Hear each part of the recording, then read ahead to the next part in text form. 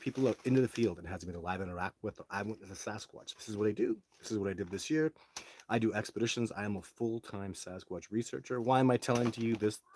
Why am I telling you, you who mostly all know this? Because I'm so grateful. I'm so much gratitude for all the support that I've had over the years, and how fun it is, how cool a life I lead because I just am a Sasquatch researcher. I take out amazing people.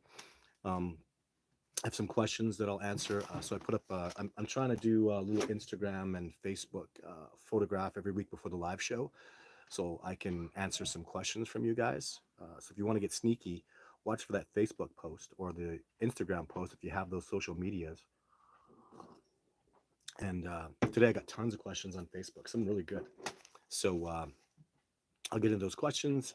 Gratitude for tuning into the show today. So I'll be answering questions as well from all y'all that come on here. Hello, Prince Edward Island. If you're not aware, if you haven't seen the show before, this is a worldwide, what is it, international program.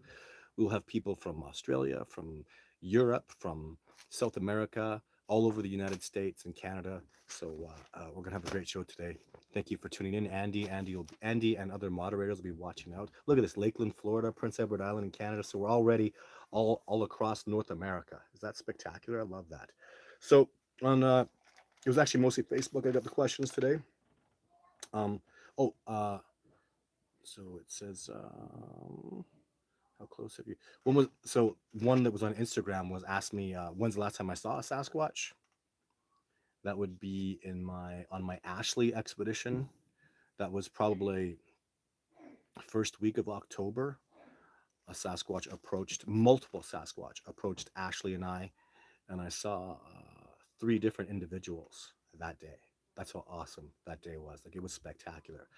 Ashley and I had some time alone and we were doing some research. Kyle was out with Sasquatch Odyssey and his dad hosting an expedition, which he did very, very well.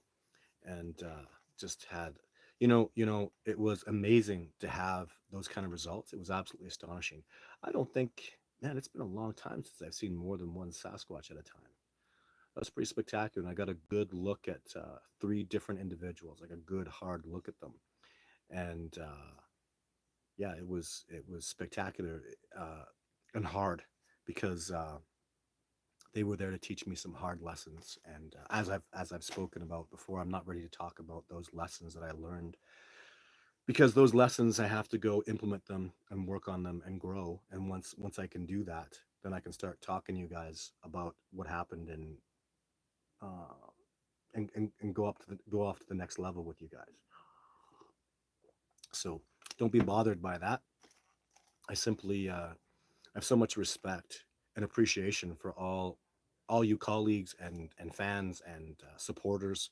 So much respect for you guys that I just learned something and I have to go. It's like you get a lesson and then you have to go practice it and implement it and really get comfortable with it before you can start talking about it and accepting it and because it's literally next level stuff, guys. And this is not original to me. I could confidently say all my expeditioners, there was no exceptions this year, came out, did expeditions, and went home changed. Right? Some people most people had significant life changing experiences. So I'd say probably 90% of people would sit down and say that expedition changed my life like significantly. And even I could think of a couple people that had good expeditions and really enjoyed themselves would say their lives were somewhat changed. So, which is amazing too. So, and those were first time expeditioners. A couple of them were like, yeah, this was quite life changing. So, so really good questions. I'm going to answer these. Again, these are from Facebook. This lady said, "There's some really nice costumes out there. Why don't you wear a Sasquatch costume and go interact with them?" I've thought about that, and first of all, it wouldn't fool them at all. Like they wouldn't go for it. They're not going to be fooled. They're going to know it's me. Or if I had somebody come out in a Sasquatch costume, but I can't have any affiliation like that at all. I can't do any kind of stuff like that. I have to stay completely away from it. I literally, the BS that's been used to falsely accuse me of hoaxing it's been very significant. The lies, and I don't have to do anything. My dad went into a fabric store with his girlfriend to get to make curtains, and I got accused for years of hoaxing because my dad went into a fabric store. Well, the rationale was if my dad went into a fabric store, Fanny's Fabrics, an old lady fabric store, well, they could make a costume. That's what he was in there for, was making a costume and a big like. It's just that's how I really am guarded. Like I don't I'm careful who I work with. I'm careful because I just don't want to. I don't know. I don't want to get into that crap because I'm very guarded about my reputation and my name, and so I won't do that. I just won't. It seems like a good idea. I would encourage maybe somebody else to go do that. But it just is not for me. I can't feel into it, and yeah. But it's a good idea. I like the idea. I like the concept. I've thought about that. I really would love to do. This is not possible. Um, but I'd love to get a gorilla out there.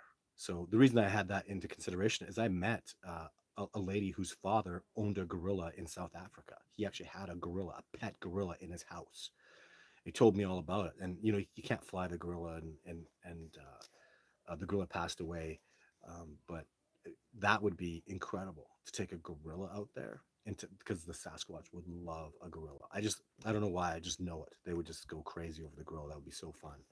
So, but anyways, another question is: do they imitate sounds? Absolutely, absolutely. The sound that Jeff Meldrum heard and John Benedict heard before Jeff Meldrum saw a Sasquatch and all the incredible interactions was a saw-wheat owl, and I've seen them duplicate many sounds. In fact, how I communicate with them in the beginning, I'd go whoop, and they'd go whoop back, right?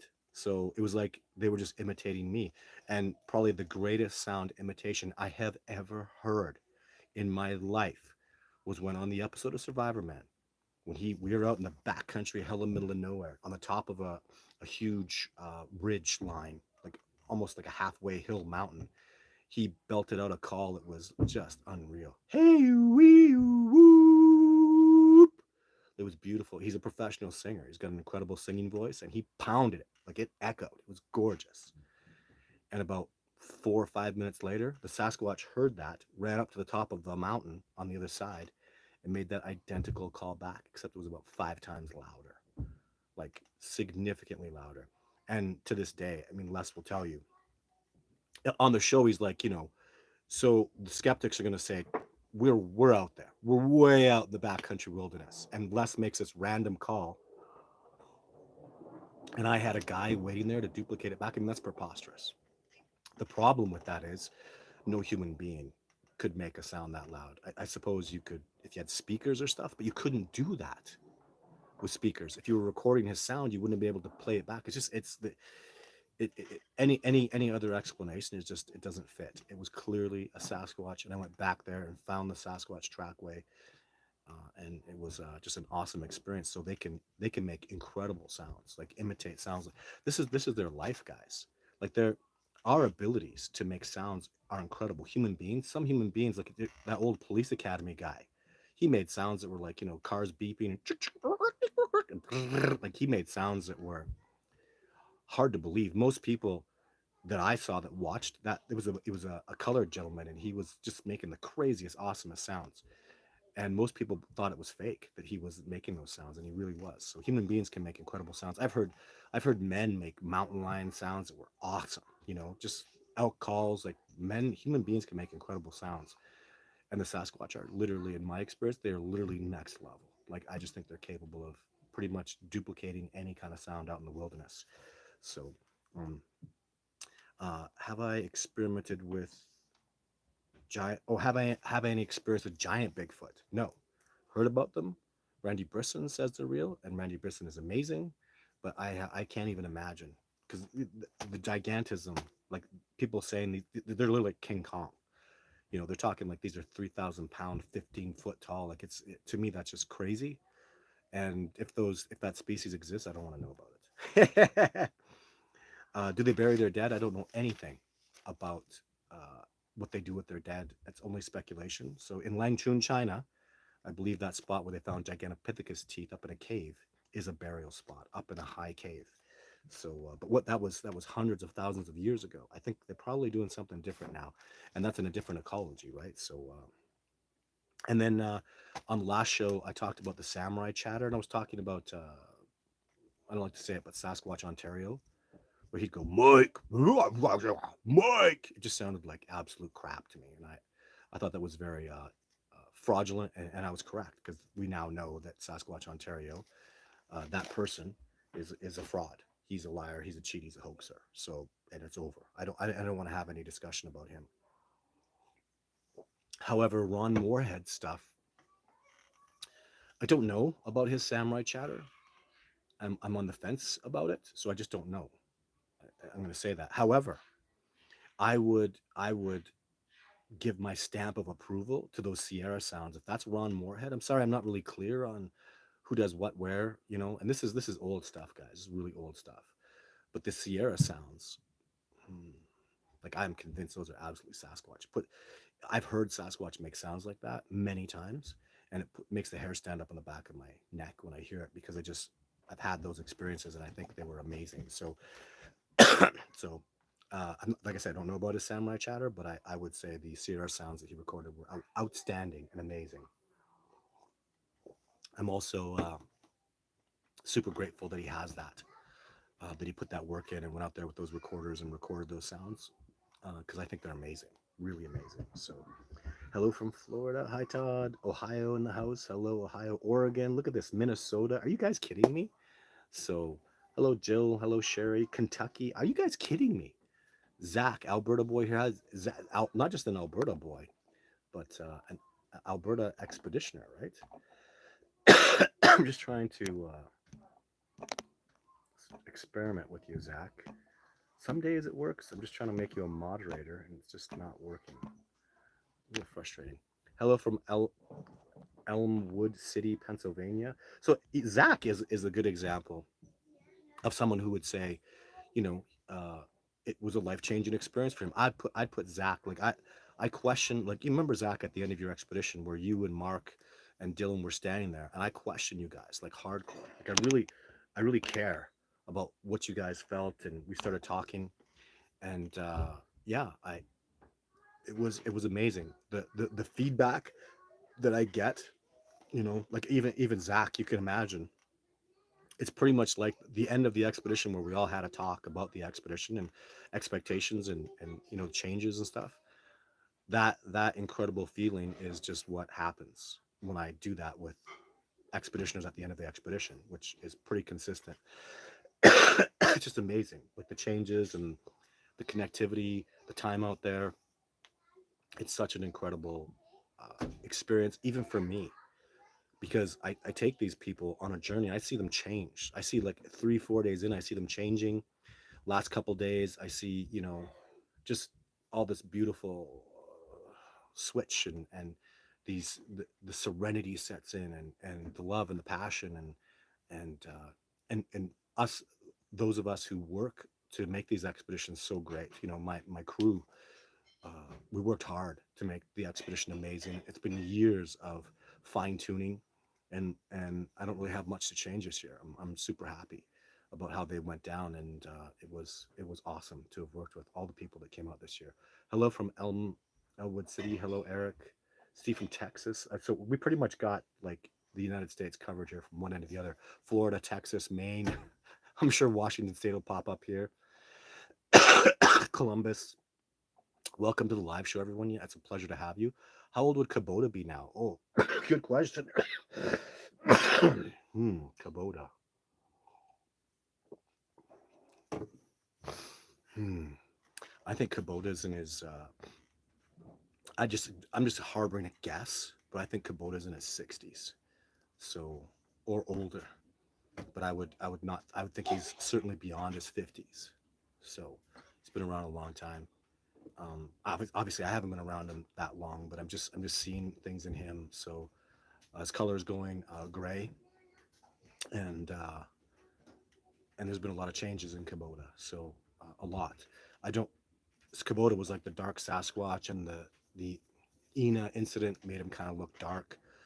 But I mean, that was a long time ago, and that stuff happened. It is what it is, and we just gotta let it go, because I believe now that Kubota is an elder, and I think an enormous part of the troop of Sasquatch that I discover, and he's got a big part to play in this discovery process. It's not over. Like what Kubota's going to do, it's something amazing is happening. There's been a big change in him. So Kubota, I think how I feel about Kubota is specifically, I would say, I want him over. I just wouldn't quit. No matter what they put me through, no matter what life threw at me, I just kept coming back. And I'm going to tell you guys something. Listen to me very carefully. It's over. I am a Sasquatch researcher for the rest of my life. I will never stop doing this. I'm able to generate an income that gives me good abundance, and that's just going to expand and grow. Every year, I grow and grow and expand and get better, and it's never going to stop. What do you think is going to happen? I'm out here. I will take anybody out and show them a Sasquatch. I've been out of the media. I've been out of it for years and years. Just before COVID, and now after COVID. But something's gonna bump, guys. People are just gonna keep coming around, and the word's gonna get out that I really do this, and things are gonna change. So, and it's very exciting. Do you really understand what I'm saying? Like Joe Rogan, who's been talking about me. I get on the Joe Rogan show, and I go, "Let's go, Joe." And then I go out and I win with Joe Rogan the way I won with Jeff Meldrum, the way I won with Survivor Man, the way I win with Expeditioners every year. I just keep winning. And I'll take him out there and blow his mind, show him the reality of what we're doing out here. And then this discovery process just absolutely explodes to the next level. I just end up taking out Joe Rogan every year. You know, he keeps growing and having good success, and starts to understand the reality of what we're trying to do here. And Joe Rogan has tons of people that are completely haters of Bigfoot. And after I show him the reality of this, he can go to all those people. Well, yeah, I used to be like you, and guess what? This SOB from Canada took me out, showed me a Sasquatch, and it's gonna paradigm shift things. Because there's one thing I feel about Joe Rogan, and I've talked to people that know him, like specifically Dan Severn and some other UFC fighters that actually know Joe Rogan, like behind the scenes, and they say he's genuinely a really good guy, and but he's scrappy. He's got backbone. He's masculine. I get along so well with people like that.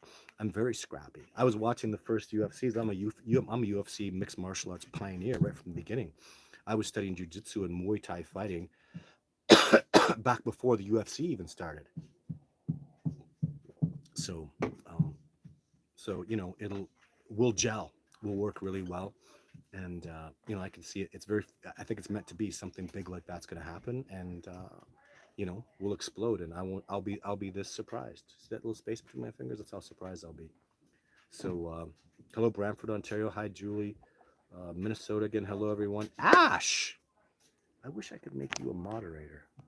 So, there's no way I can click on that. Like, what the hell? Why is it one week I can do it and the next I can't? Anyway, this is my Ashley on today. Thank you very much for tuning in, Ashley. Very happy to have you. Hey, Todd, what do I say to people who don't believe in Sasquatch because there are no bones found? Well, it's not really your job to convince people that Sasquatch is real. So I wouldn't worry about the non-believers. It's not really even about the bones, ladies and gentlemen. The evidence is profound, profound.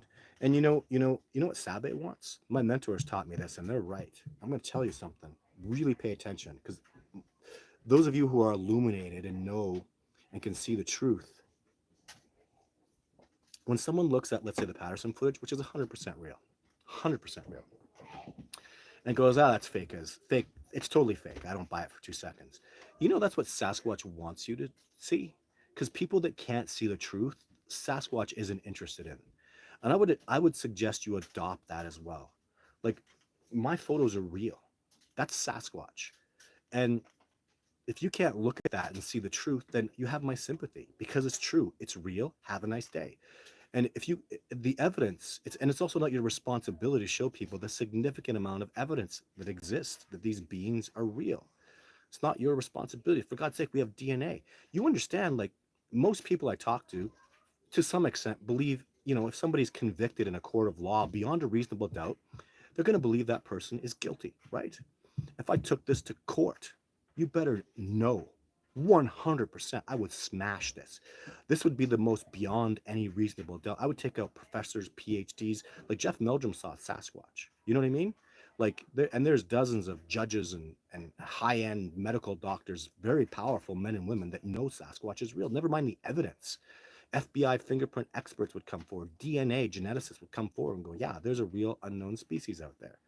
So it's just not up to you to do that. And I wouldn't work too hard to convince people. If they can't see the forest, the trees, that's not your responsibility at all. So I wouldn't work very hard on that. That's my advice. So hit the like button, guys. Let's blow up the live. Thanks, Zach. Appreciate that. Have you ever experienced any gifts from Sasquatch? Well, absolutely. Oh my goodness. Lots. It was a gift what they did to Ashley and I this year, where they took the head of my little statue and moved it. I mean, that was a beautiful. Actually, maybe that wasn't even the gift. The gift was they put that little head down and they made a little circle of rocks around it. But I used to get a lot more when I was out alone, and even there's just so many things that they leave. Like yeah, I feel like when they put sticks down on the ground and arrow me in different directions, that's a gift. I remember once I was. For some reason, I had a craving for cranberries. I wanted to eat they have low bush cranberries out in the wilderness. And I was really enjoying them. They were ripe and I was really enjoying, there's not a lot of them, right? And I remember thinking, damn, I wish I had more. So I went down the trail and I saw this crown of branches. And in the middle of the crown of branches was a pile of cranberries. I couldn't believe it. And I sat down, I just couldn't believe it. It was a lot, guys. Like this must have taken 3 hours, I would think, to gather it. Like, the low bush cranberries on cranberry bushes are not abundant. They're really low little plants, and there's very few berries on them. I mean, if I would have went and done that, probably took me all day. And they gave me like what to be in the wilderness and to have a gift like that. I'll tell you, it almost brought tears to my eyes. It really did. I got emotional. I was like, God, thanks, guys. And at the time, I was like, how do they know that that's what I wanted?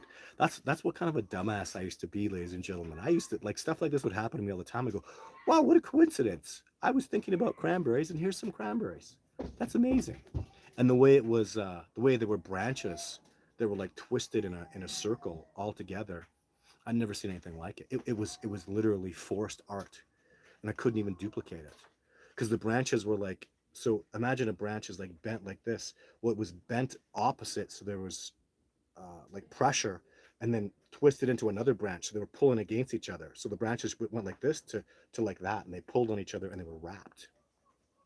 I wasn't able to keep those photographs. I just don't know where they are. I took pictures of it. It's in my. Oh my God! I'll tell you something that's been frustrating. So this. I'll show you guys. Look at this. So I've got dozens of these hard drives. Literally, I've got a pile of them here. And this one has failed in the garbage. Got another one that's just not working, and so I lose stuff. My computer's wrecked. Backup hard drives are not working. So I lose a lot of stuff, and that's just the reality of working with computers and stuff. It was anyways with these powered. This requires an external power source.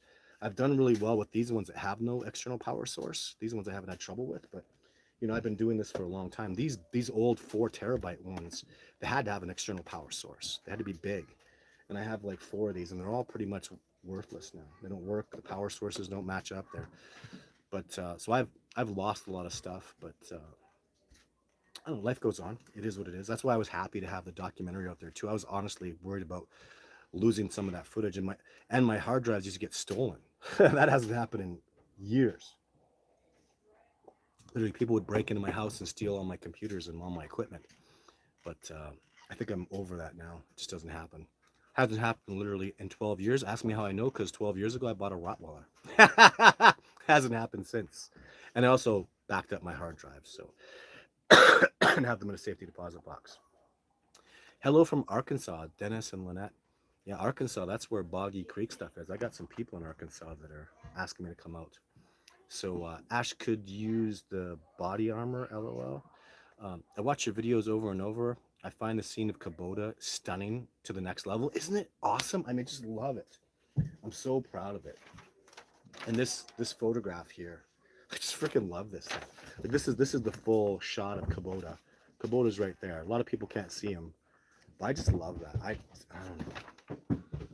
That's just absolutely astonishing and amazing to me. When I just look back at the accomplishments that have happened, in my time, the people that I've taken out, and there's even stuff, guys, like you have no idea. So much stuff. Like, I tell you guys something. So I've never spoken about this publicly ever, but there was a man, and I don't know what's going to happen with this now. So years and years ago, uh, I took out a man from Texas who wanted to kill a Sasquatch. Of course, what just happened? Got a blip there. A Texan who wanted to kill a Sasquatch because he was this famous hunter, rich oil guy, and he had this museum in his section of his house where he had like rhinos and elephants, a lot of stuff that was actually illegal to kill. Of course, I can't kill a Sasquatch. I had no intention of killing a Sasquatch, but I said, well, what if we did a video? What if we got footage and filmed it? And he was like, he finally ended up agreeing to it. So I spent months working with him, months and months, like 3 solid months working and grinding. And he had like helicopter support and like huge, huge budget. And he got footage. Like he got good Sasquatch footage. He did well. And he followed all the rules I put out. And I don't know what he's going to do with that footage because he's actually, there's some stuff happening with that I can't talk about. Even, I don't even know if I was allowed to talk about this. I can just talk about it. So, but that footage is as good a footage as I've ever got, ever. It's very good footage. It's a really good Sasquatch shot.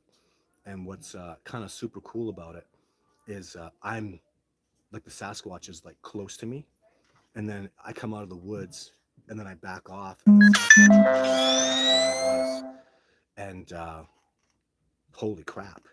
I mean, it's mind blowing. And what happened was he put it up on a big screen TV and just lets it play.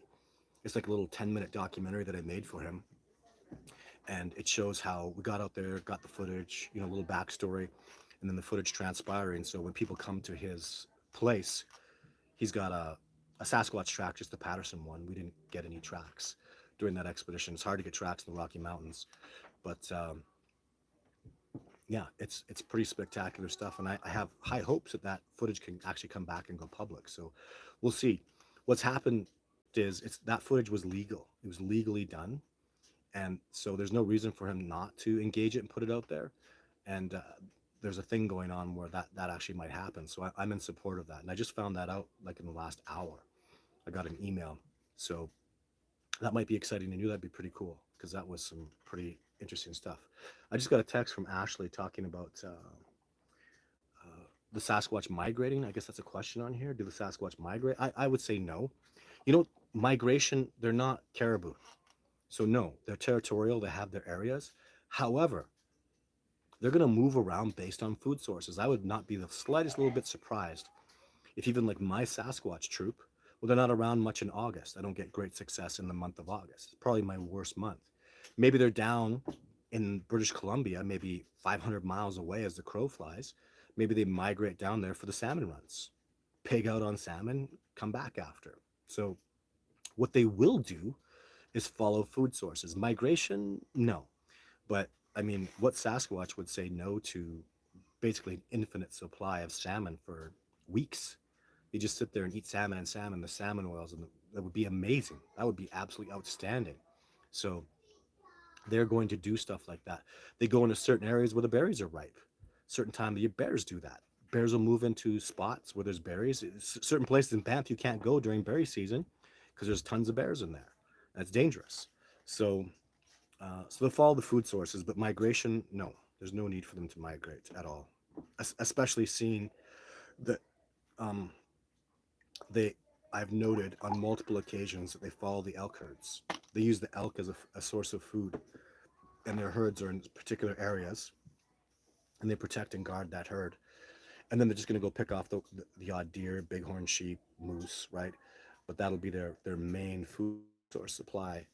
That that I see around the Rocky Mountains is going to be elk.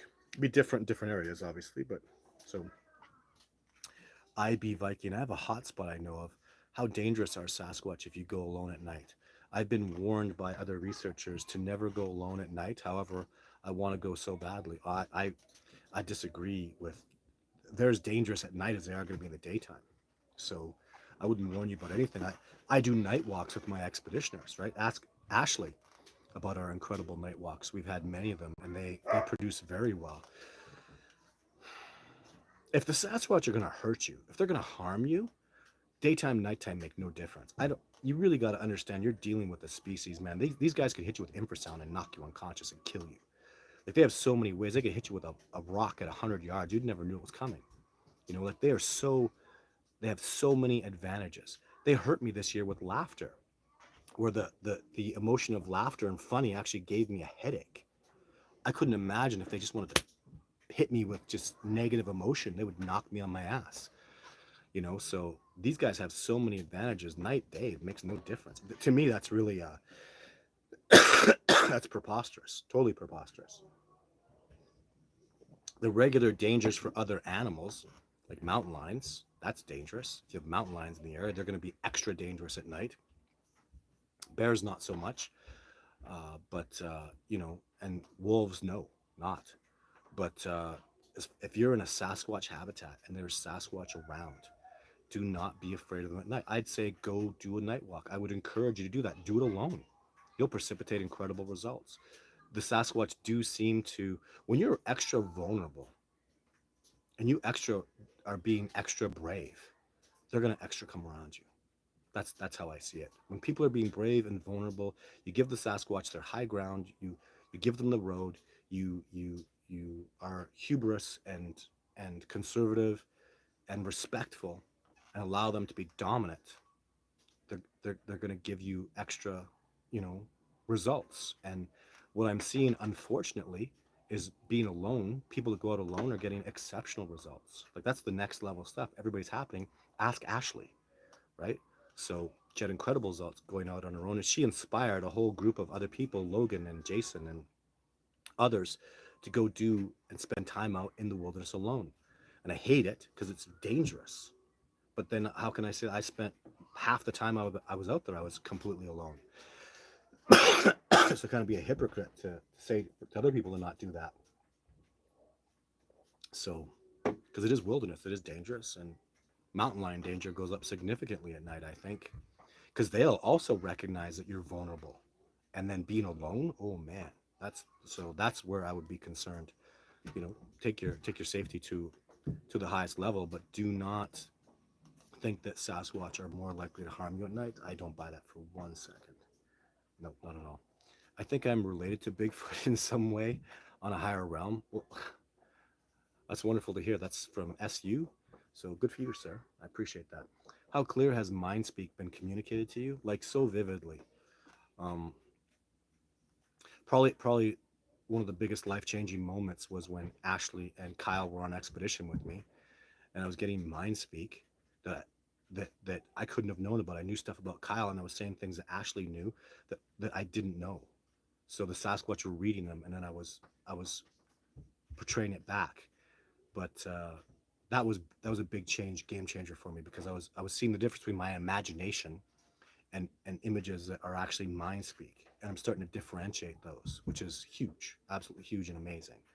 So yeah, it's been quite clear, like good images, really good images. Like, as you know, when you could close your mind and you could imagine things, like how good is your imagination? Well, that's how good my mind speak is. And as my imagination, as I practice the mind speak, it seems like my ability to imagine images has become clearer. How powerful is your mind is really what the limitation is. And I think people that read a lot are going to have an enormous advantage because they're always imagining things, they're putting images in their mind. That's going to make them more effective and efficient for mind speaking, don't you think? Right? You're going to be able to picture things in your head and absorb these images better. So, but it's more, it's not so much the image, it's the emotion that's attached to it that is powerful to me. That's where I really get like, whoa, okay, this is, like if I showed you if I sent you a mind speak picture of my daughter, and I showed you her, and it's not a picture, it's more like a video, and she's moving around, and then the emotion I would attach to that is how much I love her, how much she's just so adored and treasured by me. And then that emotion would translate, that gives it substance, right? Sending the image or the video without the emotion attached to it, it would be void. And I've never had an image that was given to me that didn't have the emotion. In fact, wow, I would say I feel the emotion first. I feel the emotion coming, and then I start getting the image. Yeah, every time. That's what cues me. Oh, something's coming in. I feel some kind of emotion that really isn't mine, a powerful emotion, and then I get that image. So yeah, it's like that. I think one of the most powerful people right now that I'm working with is Ashley. I mean, she's my bonded mate, and so I'm getting images from her, and I'm learning, and learning to communicate and see things from her and get those. But it's mostly emotions. I'm feeling the emotions. Sometimes I just get the emotion. I don't even get the photograph, the picture, and it's been absolutely life changing to have that. So thank you for that, Ash. Have you ever seen Have you ever seen them do spider crawl? I don't know if it was spider crawl, but I've seen them on all fours. They move very efficiently on all fours. You know why people probably call it spider crawl? Because it's scary how well they move on all fours. It's literally scary the way they can just like move and go sideways. And I don't I've never seen a human being really do that. I mean, it's exceptional down, but it's never been like crawling an extended length of time. They always came up. So that was one of my most terrifying moments, as I saw a Sasquatch like spider crawling towards me, like sneaking up on me. So I've talked about it a couple times. That was terrifying. He was clear, like he was even like his fingers were like doing this, like they were like clawing, and he had this look on his face, like he was scowling, and I could see his nose up like that, like he was coming at me like this, and he even like lips and stuff. I couldn't see teeth, but his face was scowling, and he was moving at me like this. I was like, whoa, and I could see him through my night vision. It was a hard day. Made me really rethink Sasquatch research. So thank you for putting that up, Andy. I am a full-time researcher. So you can make a donation on discoveringbigfoot.org or on Patreon. Those are the links. If it's very affordable, don't do it if it's going to break you. So, but if you're passionate about Sasquatch research, this is all I do, ladies and gentlemen. Talk to people about Sasquatch, make movies about Sasquatch, do YouTube videos, and take people out on expedition and organize the expeditions. And Sasquatch, Sasquatch, Sasquatch. That's my life. That's my occupation, and I love it. How often do you think about big? How often do you think about the Bigfoots? Do you miss them? Do you have Do you have dedicated your life to them? Yes, I think about them, gosh, daily. It never really isn't a part of my life. I couldn't imagine a day without me thinking about them or, thinking about the research. Do I miss them? Yes. Well, I'll tell you, when I first get out of the bush, I'm happy to get home. I'm happy to do post production. I really enjoy working on doing post production and film editing and looking through my footage. I really enjoy it. I do get kind of burned out in the wilderness. It is hard, and I don't like being away from my family, the people I love, as much as I am, because I'm in one week out the next. And even that's so much work, guys. I mean, it literally takes probably, so I'm gone for 7 days, then I come back for 7 days. In the 7 days I'm back, I spend 3 days working, getting ready for the next expedition. You're cleaning up after the last one, so it's really it's a full-time job. It's a grind. And when I'm out in the wilderness with people, oh my God, I have so many responsibilities. I mean, it's a grind. I work 20 hours a day when I'm out in the wilderness, for 7 days straight, keeping people safe and working after them. So I have dedicated my life to this 100%. That's why I'm telling you, like, I just turned 50 this year, and I will never stop doing this, ever. I will never, ever stop being a full-time Sasquatch researcher. There's no other job for me. There's no other place for me in the world. Believe me, I've tried. I've tried to quit Bigfoot and go do other stuff, and I won't ever do that again. I'm really happy doing this, and I love it, and the discovery process needs somebody like me. It really does. It needs someone like Jeff Meldrum. It needed John Benernagel. The help we got from Survivor Man was really needed. I hope he comes back and continues to do more. But yeah, I'm a one thing you can't deny about me is I'm a very unique character, and I've never met anybody who does anything like what I've done. Not even close. There's nobody out in the bush doing what I've done. I've been talking off and on to wilderness experts and wilderness outdoorsmen. Like there's nobody. Literally this year, I've calculated I now have over 2,000 days of experience in the backcountry wilderness at 50 years old. I will literally double that in my lifetime for sure. So by the time I'm in my 70s ish, I will have over 4,000 days of hiking wilderness backcountry experience. Is there ever going to be people like that again? I sure hope so. I'm hoping there'll be a lot, actually. I'm hoping that I can change that and have so many other people become full time Sasquatch researchers. But thank you, Sherry Moonham, for the donation. I really appreciate it. If you had a question, I'd love to answer it. But thank you for the donation. I think they use their trees as portals. And you know what, Sue, you might be right. There's just so much I don't understand. And I'm in my infancy with this kind of stuff. So, yeah. I think that the scene in the car wash movie, I think that scene in the car wash movie, I don't know what that is. There's always orbs around them. I'm not, orbs are real, but I just don't have much to do with that. I've heard that as well, Sue. And Ashley is definitely on the, I don't know, she's not more woo than I am anymore. Once in a while, I'll say stuff to Ashley. She's like, Todd, no way. So I think we're just like on different perspectives of woo. If you guys understand woo, like, being a little out there, because this is paranormal. But yeah, I have tremendous respect for her perspectives. So Ash says, I also was told that the trees are like walkie-talkies. Huh? How come I don't know that? Ash, are you holding out on me? I just saw you today. The trees are like walkie-talkies. I could see that too, like a way to communicate energy into the trees where it goes in the roots and then it just expands out. We're learning so much about nature, ladies and gentlemen. Like it's the mushrooms talk, and now we're seeing female trees will defend younger offspring trees of theirs. Like these are facts that we're seeing. There's so much more going on in nature than we've ever accepted, and it's absolutely astonishing. I had a light orb experience by Nordegg a month ago. Well, holy crap. There you go, Zach. It doesn't even surprise me. Good for you, sir. Yes, they can break the branches to form an arch. Cool. So, um, is it possible to have a Sasquatch in Brooklyn, New York? Oh, well, I haven't been to Brooklyn, New York, but from what I've heard, I don't think so. I mean, they're in the Adirondacks. I have heard one living deep in the old subway under Brooklyn. Maybe anything's possible, but that doesn't seem right to me because they're so nature in tune. I don't anything's possible. I It wouldn't surprise me.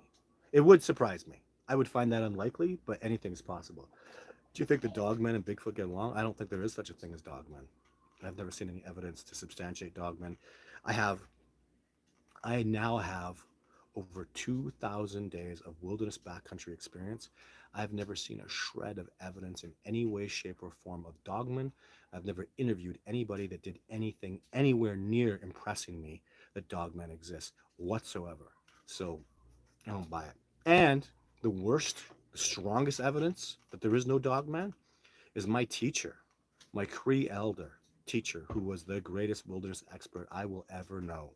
Talk about 2,000 days in the backcountry. He had his whole life in the backcountry. He spent most of his life in the backcountry. And he was trained by Cree geniuses and he was so gifted. And he told me there's dogmen. He goes, no, men aren't dogs. Men don't do dogs. He kind of thought it was funny. And I explained it to him and he just shook his head and he goes, no, there's no dogmen. So could we be wrong? Yes. But that's my perspective, right? No disrespect to anybody who believes in dogmen. I just, no. We want to see new footage of Bigfoot sightings. Your stories are super cool, but we've heard enough. We want footage. Well, go somewhere else then. So, what an awful thing to say. I find that very disrespectful. I have lots of footage, and my focus is not footage. So, and you're not speaking on behalf of a lot of people out here, Benji.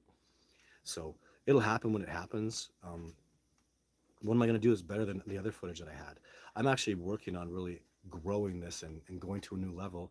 And footage just really schmeh. I'll get new footage and people will hate on it and disrespect it. How many videos do you want? I got 9, 10, 11, 12, 15. What's going to be enough? And I just don't like that attitude. I find it very disrespectful. So because I'm out there busting my ass. I'm super happy, doing an amazing job. I'm more focused on working with people and expanding this knowledge and building a cooperation than getting footage. So, and maybe you mean that, not disrespectful, but I find when people, even I hear it on, social media, Todd, you haven't had new footage. We're sick of your stories. You're sick of my stories. If you're sick of my stories, then just exit and move on. If you're sick of the information I'm providing for you, if you're sick of me helping you and talking and working with other human beings and answering questions, if you're sick of all my help, then leave. Good for you. Move on.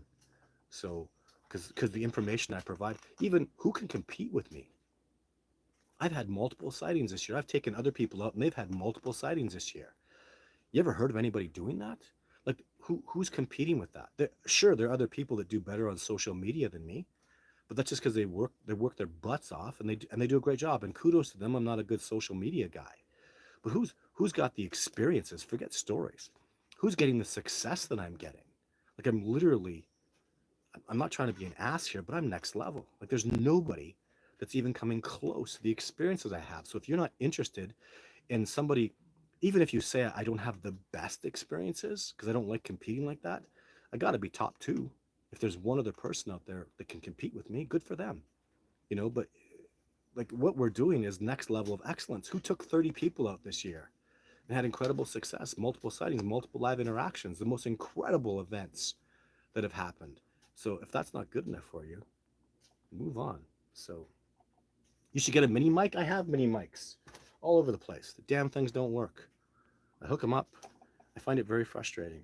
So, and I can't work off a computer, guys, because the apps that I use for the computer are basically video games apps, and I just have nothing but trouble with them. So I have to go off the phone, and the mics don't work on my phone. There's no mic plug into these new phones. It's all Bluetooth, and if the Bluetooth doesn't work, it doesn't work. And that's what's been happening. I've got 3 mics. I'm not buying mics anymore. Literally, like they're all over the place. Have them all over my office here. Drives me nuts. Just sit and look at the damn things because they're completely useless. I'll just talk louder. I can do that. um, I've been told.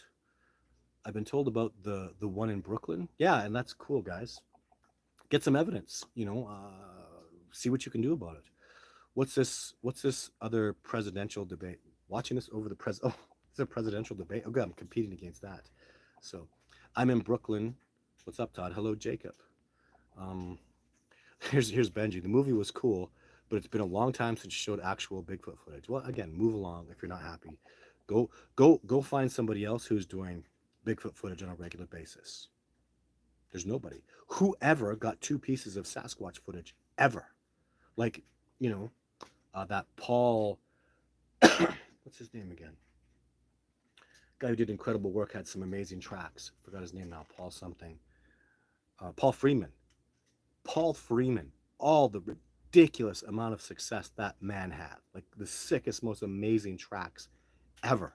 He got 1 piece of footage. And there's some new stuff coming about the Paul Freeman guys that I saw at that Sasquatch summit. It looks like there's more evidence to really make that footage look like it's extremely likely to be real. So that was amazing to see. But again, Paul Freeman spent his whole life.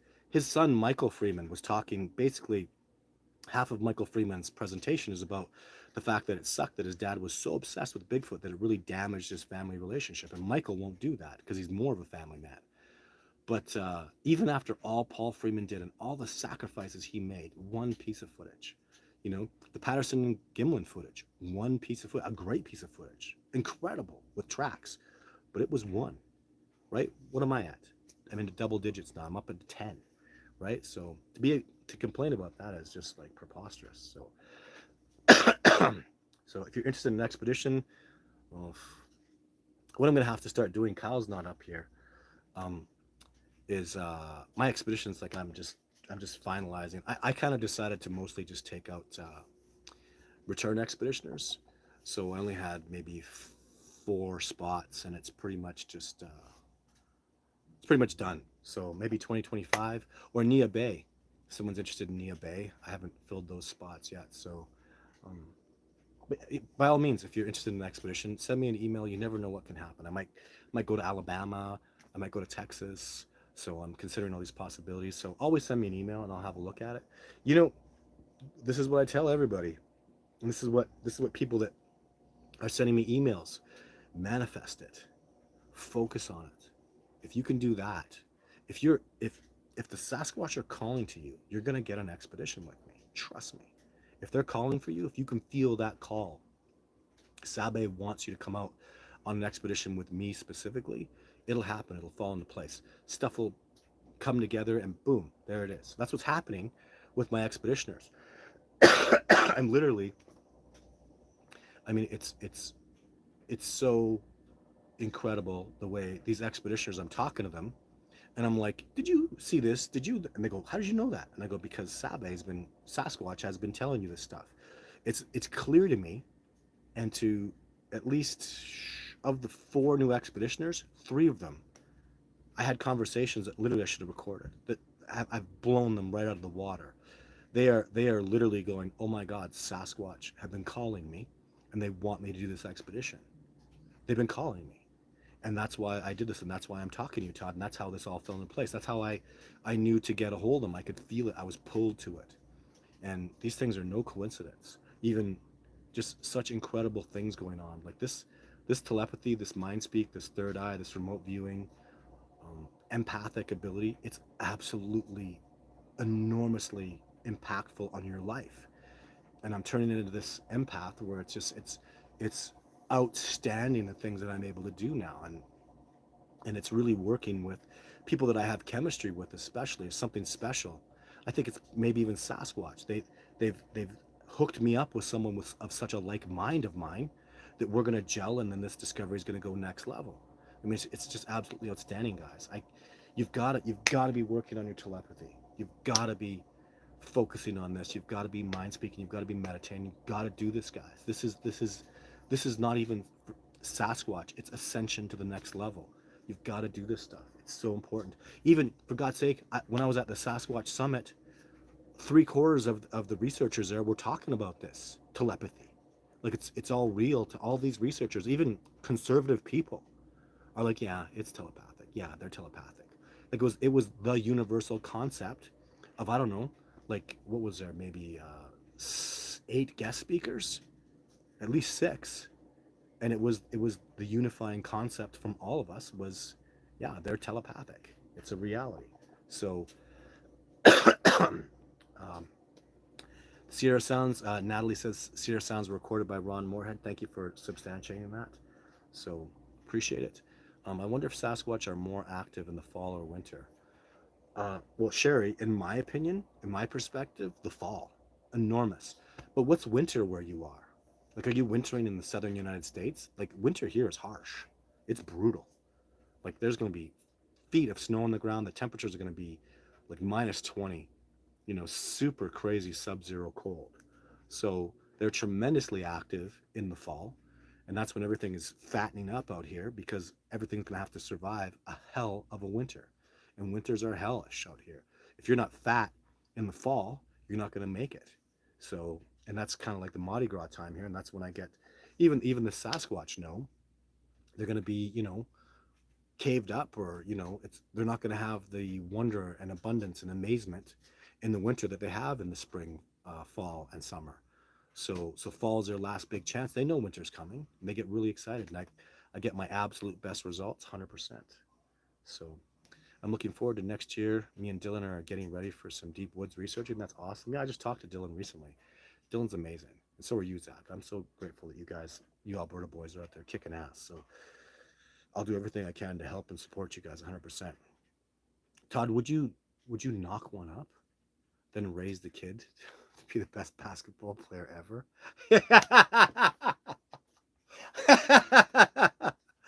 Oh my God, that is hilarious. No, no, I wouldn't. I would raise them to be the best football player ever. What an awesome question. But no, when it comes to Sasquatch, no, there's none of that. So, um, yeah, it's just not going to happen. Nice to see you, Todd. Thanks, Nora. Nice to have you on today.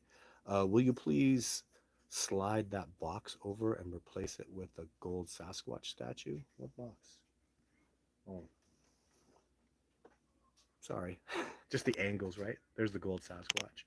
So that's going to be the show for today, ladies and gentlemen. There's Ashley's YouTube channel. She is amazing and has wonderful insights. She has a live show as well. strongly encourage you to partake in that when she does it. It's usually Thursdays. Here's Joseph says, "Me and my family love to watch your shows.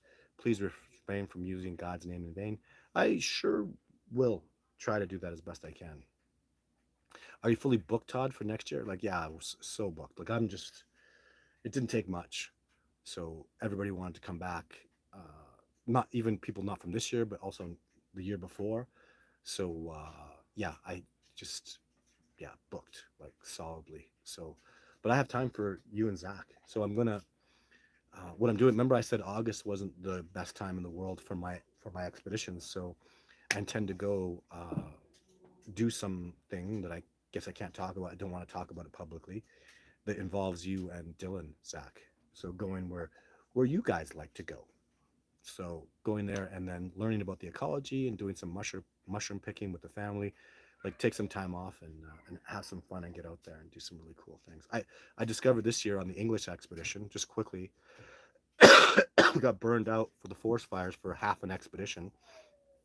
So I went to another research area and just had so much fun, and it was awesome. So and the mushrooms there were absolutely astonishing, and I'd like to go back and learn more about mushrooms, like edible mushrooms. So Zach, I think Todd said he was or damn near full. Oh yeah, like, but keep sending those expedition requests. You never know what's going to happen, and um, I don't, I don't think that daughter. I'm working right now. Um, I like Kyle's expedition last year was really cool. So he did extremely well, and he had a great time, and that got publicized. So I'd like other people like Kyle to start running expeditions and doing this kind of stuff. So one more question because I didn't do quite an hour yet. How is Alberta oil and gas development affecting south of GP, south of Grand Prairie? Are they still in Fox Creek? Uh, I don't have a lot of experience there. I don't go there at all. So when I was in the Nordegg region, there were fresh signs of Sasquatch. One came and stood and watched us during a time period, so they were still there. So and there's friendly reminder: August 10th to 16th, top of the mountain. Oh, there we go. Right. So Ash just sent me a friendly reminder that she has a top of the mountain expedition in August. So that's what I'm doing in August is top of the mountain with Ashley, and then some time just out in the backcountry wilderness doing mushroom picking and cranberry picking and bearberries and just enjoying the ecology in beautiful areas. So with the family. So that's my show for today, ladies and gentlemen. Thank you so much for tuning in. There will be a Sasquatch Sunday show or video that I'll put up on YouTube, and lots more to come. So lots of stuff happening.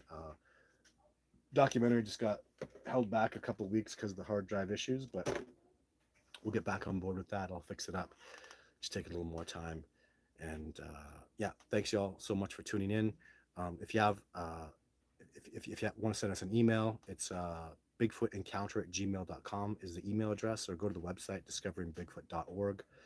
And lots to come, guys. This is the discovery is happening. Get very excited about it because it's coming to fruition, and it's a good time to be involved in this, and a good time to be in the know that Sasquatch is real and the discovery is precipitating for us very well. So thank you very much. Take care of yourself. I'll see you soon. Bye for now.